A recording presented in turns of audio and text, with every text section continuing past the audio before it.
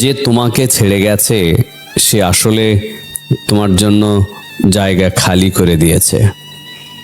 কেউ চলে গেলে প্রথমে মনে হয় পৃথিবীটা বোধহয় এখানেই শেষ হয়ে গেল। বুকের বাঁ পাশে এক অসহ্য শূন্যতা তৈরি হয়, যে গহ্বরটা কোনো কিছুর বিনিময়ে যেন ভরার নয়। মনে হয় সব আলো বুঝি নিভে গেল।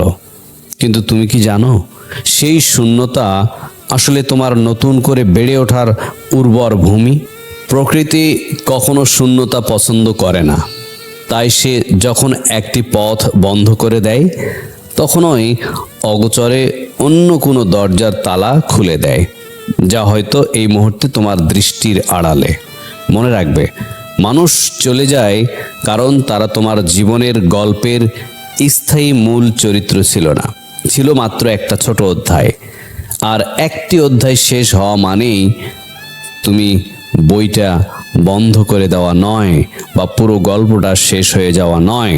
তুমি এখনো সেই গল্পের নায়ক, এবং বিশ্বাস করো, তোমার গল্পের সবচেয়ে সুন্দর, সবচেয়ে রোমাঞ্চকর এবং প্রাণবন্ত অধ্যায়টা এখনো লেখা বাকি।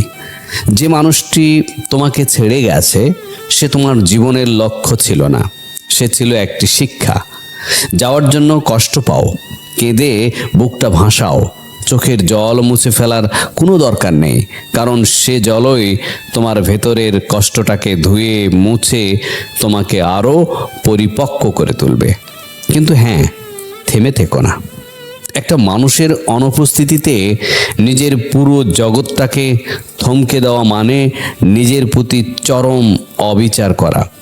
যে তোমার নীরবতার ভাষা বোঝেনি, যে তোমার মূল্য বুঝতে ব্যর্থ হয়েছে, তার জন্য অপেক্ষা করা মানে নিজের অমূল্য জীবনের সেরা সময়গুলোকে অনর্থক নষ্ট করা। তুমি এর চেয়ে অনেক বেশি যোগ্য, অনেক বেশি সুন্দর, অনেক কিছুর দাবিদার। তোমার নিজে খুব বেশি দায়ী করো না নিজেকে।